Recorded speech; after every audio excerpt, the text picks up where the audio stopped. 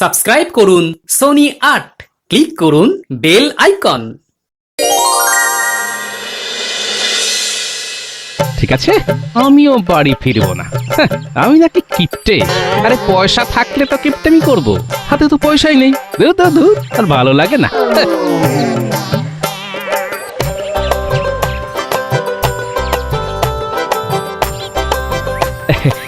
প্রণাম সন্ন্যাসী বাবা। সুখী হও বৎস। আর সুখ, সব সুখ শেষ বাবা, সব সুখ শেষ। সংসারে টাকা পয়সা নিয়ে নিত্যদিন ঝামেলা হচ্ছে বাবা।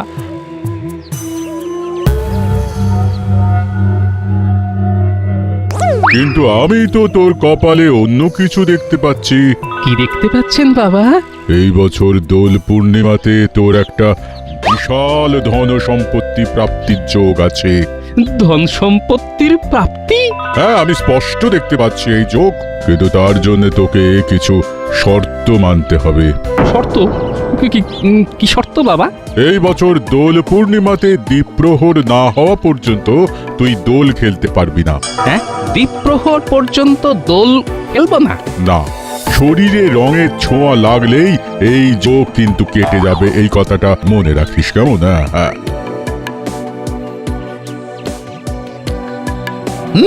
ধন সম্পত্তি প্রাপ্তি, খবরটা মহারাজের কানে এক্ষুনি দিতে হচ্ছে। হ্যাঁ,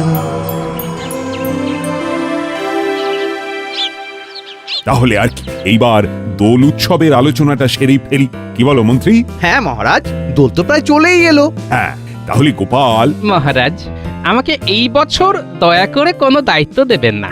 আমি এই বছর রং খেলতে পারবো না মহারাজ। দেখেছেন তো মহারাজ, কি বলেছিলাম?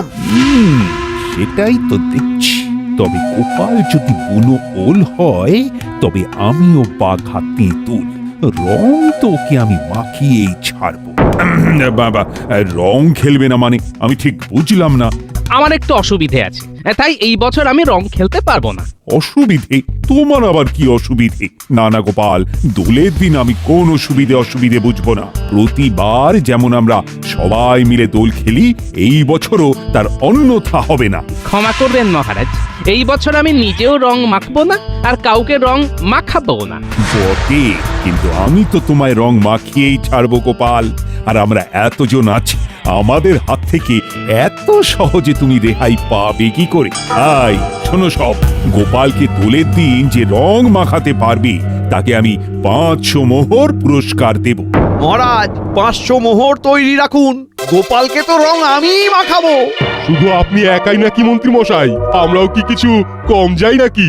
হ্যাঁ, গোপালকে রং মাখিয়ে একেবারে ভূত করব। রাজসভার সবাই দেখছি আমাকে রং মাখাতে একটু বেশি আগ্রহী। কিন্তু মহারাজ, কেউ যদি আমায় রং মাখাতে না পারে, তাহলে তাহলে কি হবে মহারাজ?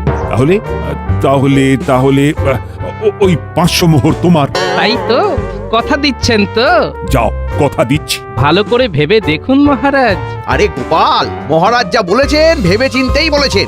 এখন তুমি ভাবো আমাদের হাত থেকে তুমি কিভাবে রেহাই পাবে। তোমাকে তো রং মাখিয়ে ভূত বানাবো একদম। সেটা তো দোলের দিনই দেখা যাবে।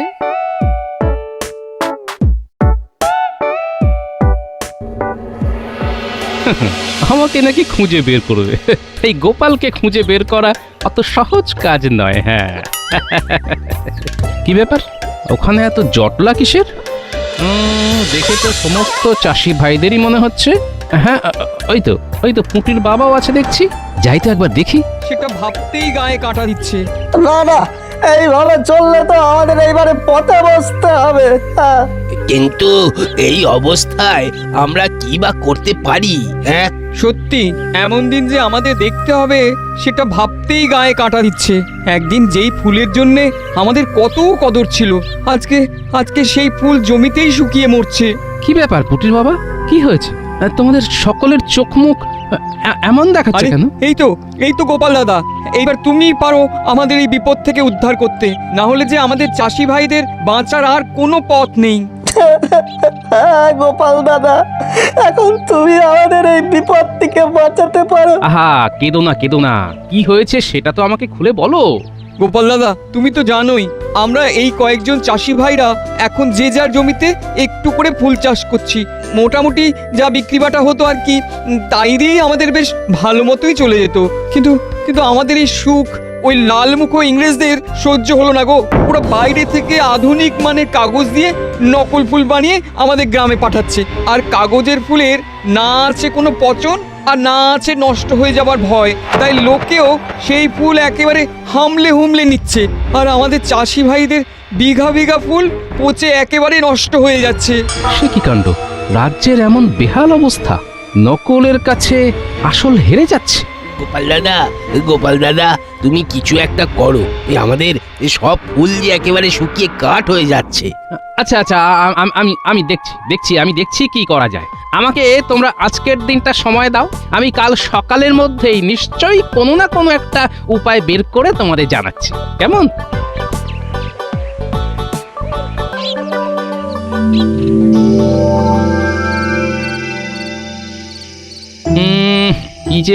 কি যে করি এত ফুলের ব্যবস্থা কোথায় করব, কিভাবে যে করব, কিভাবে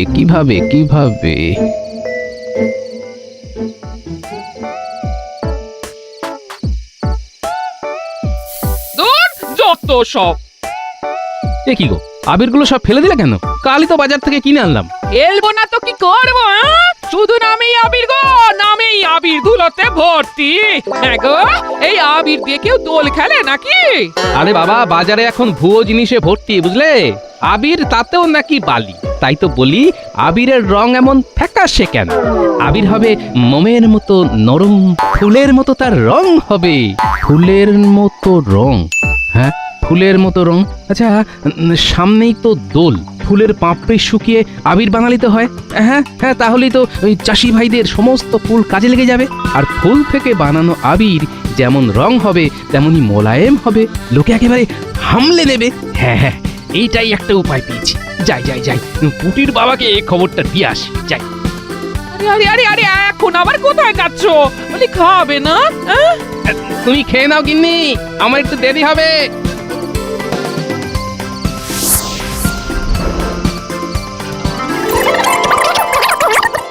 আরে গোপাল দাদা, এটা তো দারুণ উপায়। ফুলের পাপড়ি থেকে আবির? আমার তো এক্ষুনি রং খেলতে ইচ্ছে করছে। দারুণ উপায়, কিন্তু তোদের সবাইকে আমার সাথে থাকতে হবে। আমি একা কিন্তু এই কাজ করতে পারবো না। গোপাল দাদু, তুমি কিচ্ছু চিন্তা করো না, আমরা কাল থেকেই কাজে লেগে পড়বো। হ্যাঁ গোপাল দাদু, তুমি শুধু আমাদের হুকুম করবে, দেখবে তারপর কিভাবে কাজ হয়। বেশ, তাহলে কালকে তোদের প্রথম কাজ হলো জমি থেকে বিভিন্ন রকমের ফুল, এই ধর যেমন গোলাপ, তারপর ওই রজনীগন্ধা, গাঁদা, সন্ধ্যামালতী, সমস্ত ফুল আলাদা আলাদা করে তুলে সেগুলোকে একটা ফাঁকা জায়গায় শুকোতে হবে। হ্যাঁ গোপাল দাদা, চিন্তা করো না, আমরা চাষি ভাইরা কাল ভোরই কাজে লেগে পড়বো। আর আমাদের বড় সৈন্য দল, এই পুঁটি, ন্যাপলা, গুলটে এরা তো আছেই। দেখবে সব কাজ হয়ে যাবে। হ্যাঁ,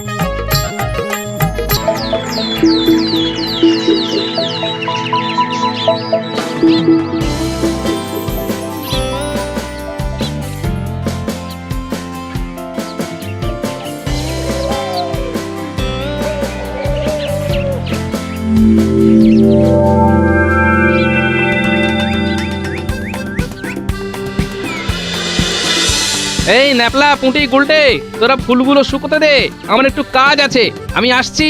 আচ্ছা গোপাল দাদু। যাই, একবার রাজবৈদ্যর বাড়ি থেকে টুক মেরে আসি।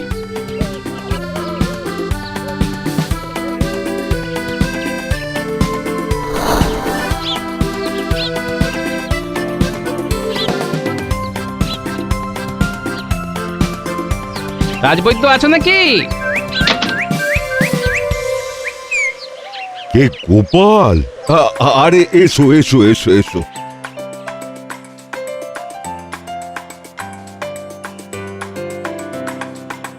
বসো বসো। না বসবো না রাজবৈদ্য, আমার কয়েকটা জিনিস লাগবে। কি জিনিস গোপাল? কিছু সুগন্ধি লাগবে, আছে তোমার কাছে? সুগন্ধি? হ্যাঁ, তা অনেক সুগন্ধি আছে। এই ধরো, যেমন চন্দন কাঠের সুগন্ধি, গোলাপের সুগন্ধি, আরো অনেক অনেক সুগন্ধি আছে। ব্যাস, যা যা আছে আমাকে সব দিয়ে দাও, চিন্তা নেই, টাকা পেয়ে যাবে। হ্যাঁ সে না হয় ঠিক আছে, কিন্তু এত সুগন্ধি দিয়ে করবেটা কি? রং বানাবো।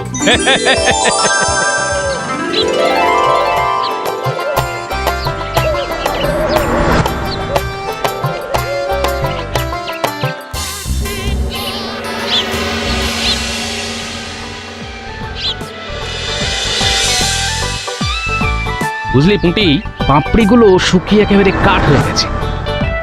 এইবার আমরা পরবর্তী ধাপের দিকে এগোতে পারবো। এর পরের ধাপ কি গো দাদু? এর পরের ধাপ হলো এই শুকনো পাপড়িগুলোকে ভালো করে হামনদিস্তায় গুঁড়ো করতে হবে। চলো তাহলে আর দেরি করে লাভ কি, কাজটা শুরু করে ফেলি।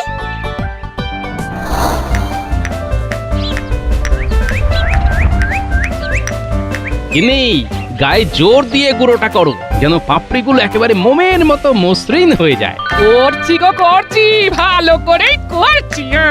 ও মা, কি সুন্দর আবির! না দাদু, সবই তো ঠিক আছে, কিন্তু তেমন গন্ধ নেই। আরে দাঁড়া দাঁড়া, এত ব্যস্ত হলে হবে? এগুলো কি গো দাদু?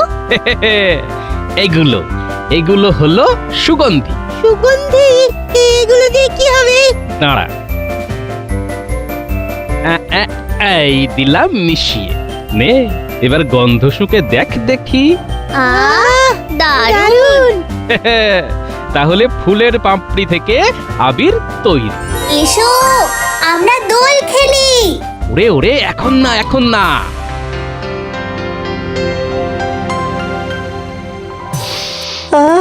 কি সুন্দর আবিরের গন্ধ বেরিয়েছে। সত্যি গোপাল দাদা, তোমার বুদ্ধি আছে। আমি তো নিজের চোখকে বিশ্বাস করতে পারছি না। কি সুন্দর বুদ্ধি করে ফুলগুলো থেকে আবির তৈরি করলে।